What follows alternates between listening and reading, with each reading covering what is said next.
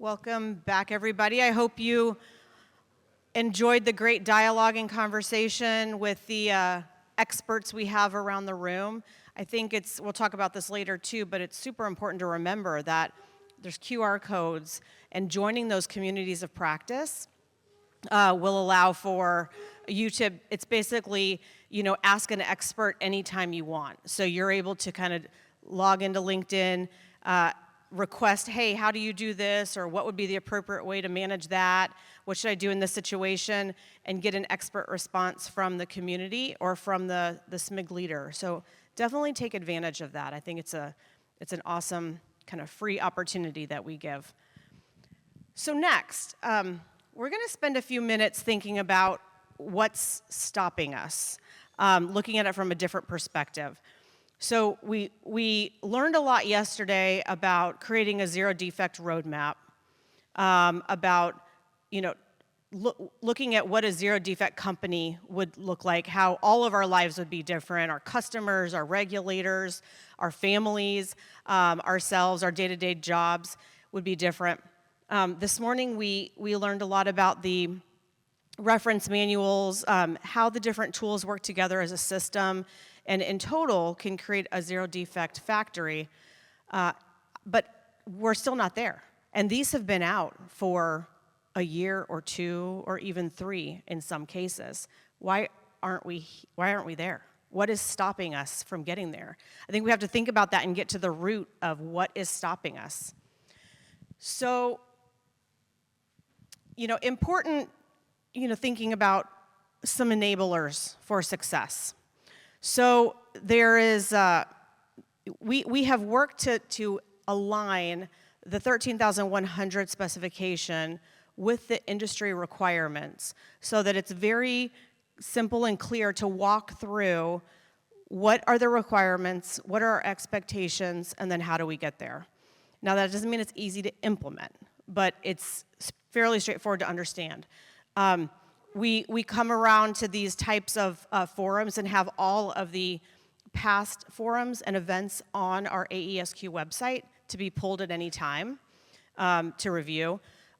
There's been a lot of talk about webinars. I know Pete did a great job explaining the process control, problem solving, et cetera, and all the webinars that have been done and will come based on the feedback and questions of you all and the entire supply base. Take advantage of those to learn. The reference manuals out there, you can now see have a host of great free information and are being updated on a regular basis. That's why we took the reference manuals and made them separate from the specification. So we can do more regular updates to them and provide that free information to pull down templates, guides to be able to use within your companies, as you wish.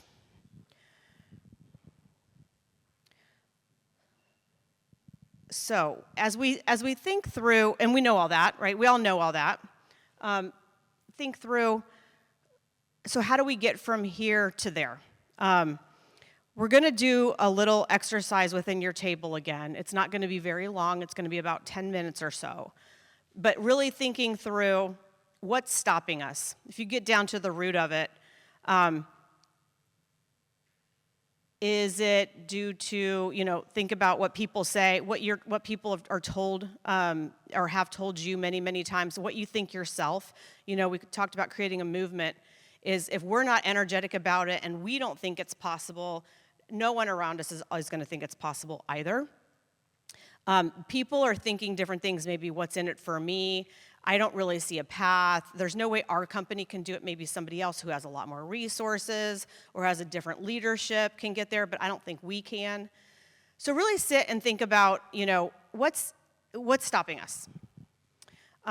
If you take about, it says 5 there, but we're going to do about 5 to 10 within your table and talk through things that you've seen or heard if you work with suppliers or if you are one. What's stopping you, and maybe some potential solutions. Maybe somebody else has a good idea about how to get there. Like I said, it could be we don't have enough resources, we're not trained, we have too many NPIs, we can't take the time to do all of these things, or we have too many legacy parts, and those legacy parts are already baked. You know, how am I supposed to enable or change those? Sit there and think about that and have a conversation with your table and maybe come up with some ideas of how things could be a little bit different. All right, so 10 minutes, I'll put my timer on. Thanks.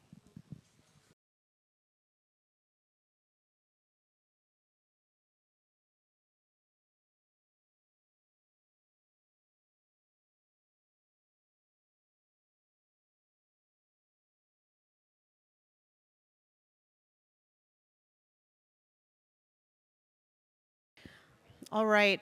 I love all the great discussion. I hate to even stop it at this point. I see a lot of tables really kind of in deep conversation. You know, I think of this a little bit as like a PFMEA approach. It's where do we have our potential risks, and then what are we going to do about it, is essentially the question. And knowing that there are some maybe known concerns within your company or roadblocks, we have to face into it. Let's ask ourselves those questions. What is preventing us from getting there? Okay, now what are we going to do about it? Let's just have a conversation. This same conversation can happen within your company, just, you know, clearly stating the question, if this is where we want to get to, what are some of the roadblocks we face? And then let's determine a plan of attack to get through that in order to be successful. So does anyone from any of the tables want to give a couple of the items that they came up with as a potential roadblock and maybe some ideas of how to get through it? What's stopping you? I know we heard of a lot of good conversations. Maybe just one or two.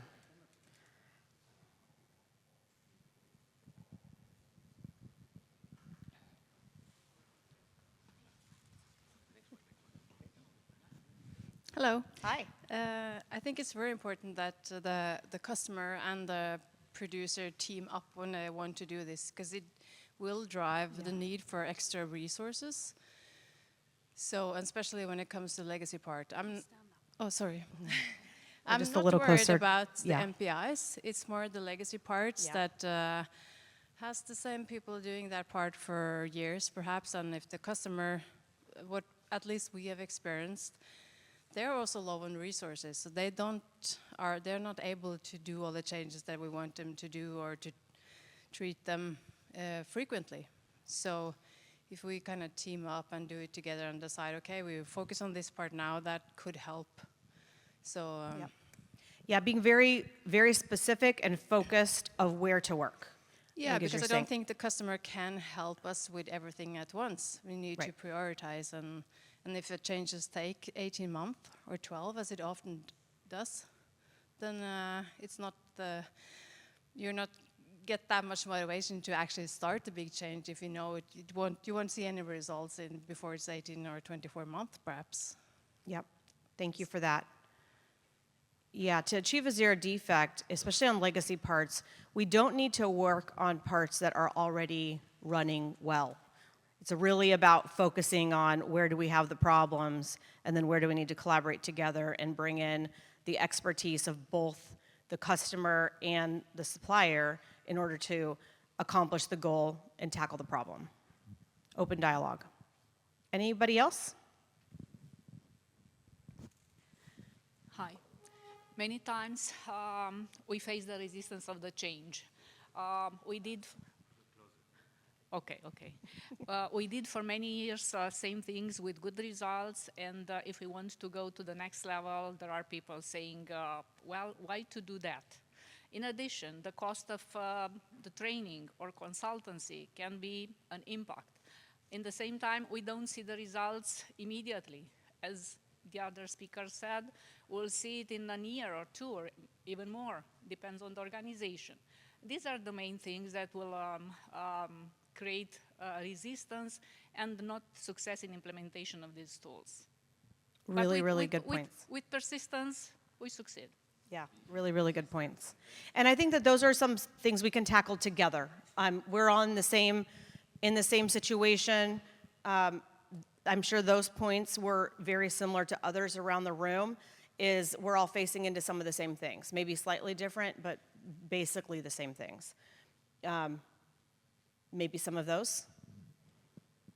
A lot of those, I think, were brought up at your tables, I'm sure. And that's kind of saying, this isn't new. We know about these. We've all been told them or thought them ourselves. So now, how do we get around it? What do we do about it?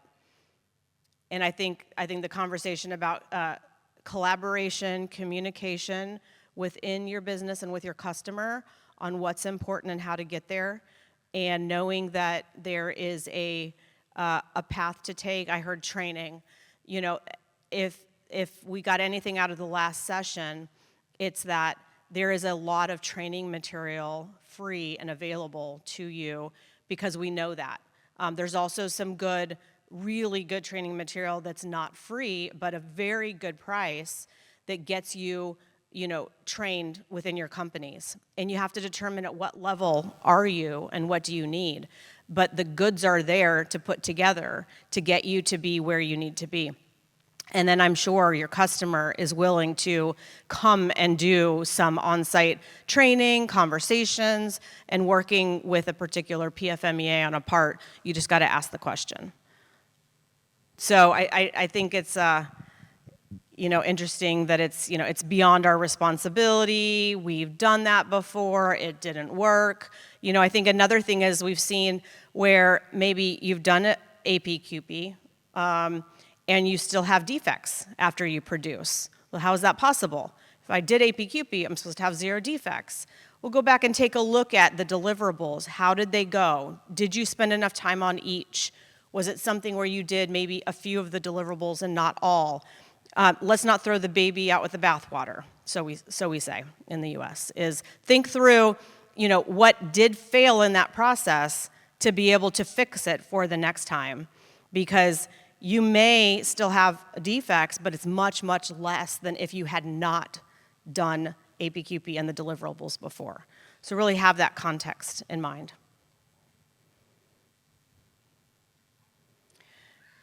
Putting together some answers to the questions, I'm not going to, share all of these, but the idea is, I just encourage everyone to think through the questions and go ahead and put together some of those answers for your company so that when you get asked or you determine, hey, this is what we need to do, this is something that we can move forward on, treat it as a project just like everything else. You can teach in the tools, you can use the tools, you can practice the tools, but if you don't address some of these known issues that you have in front of you, then those will always be there, and there'll be that underlying kind of current of, well, I still don't have resources and you want me to do all these things, or I still don't have this and you want me to do all these things. So, we can't give you all the answers, but if anything, kind of leaving you with just face into them and then work with your leadership, customer, your team, your peers to get through them and get those answered.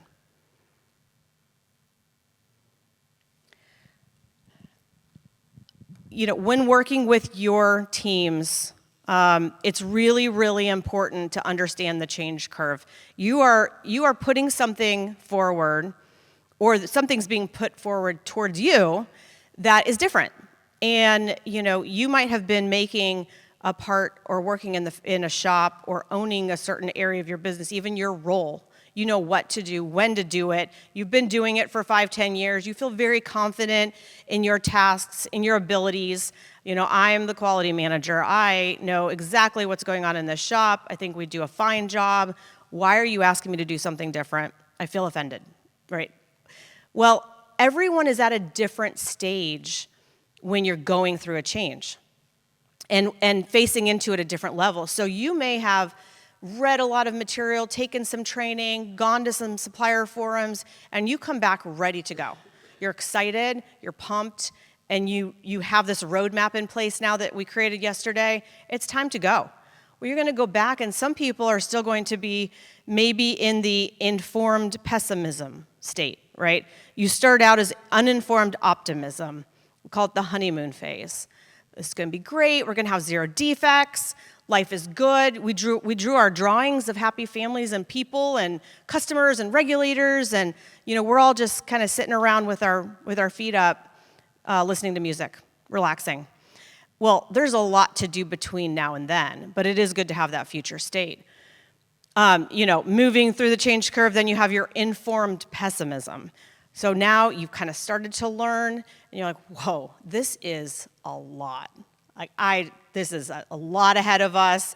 I know it sounds exciting, but there's so much to do, and frankly, I can't see how we're going to get there. To, helpful realism. That's really the turning point from, where I am to where I need to go. Informed optimism, and then finally, rewarding completion.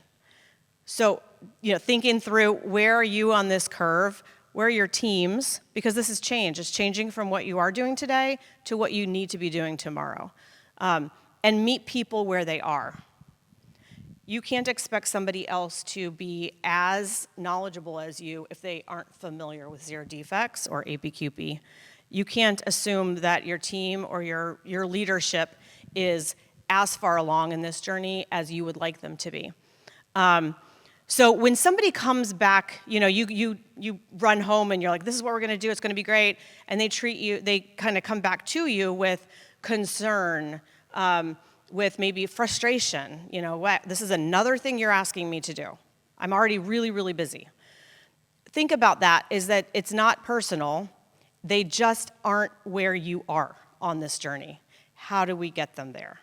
How do you help in terms of education, giving them time, showing examples to get them to where you are maybe on your journey? We need to find ways to create an understanding of the change in order for the change to be successful. So if they don't see what's in it for them, how will this actually change our business? How is this going to change my day-to-day tasks? How is this going to change our team? They haven't gone through the exercise that we just went through.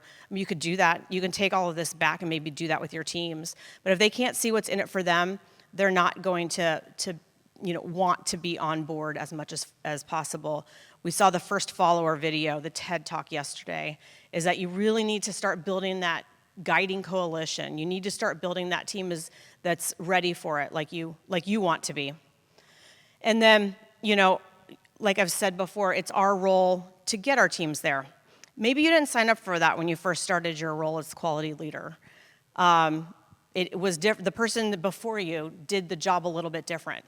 They did, and you took over and did that, but now you're realizing there's a bigger world out there, and your job has to change. Your job has to be, slight motivator, change agent, which you can read and learn a lot about change, and then also, quality leader. So recognize that the job is changing. It's not necessarily easy, but you have a community of practice out there. You have partners, you have collaborators that are on this journey with you, and very excited about where it can go.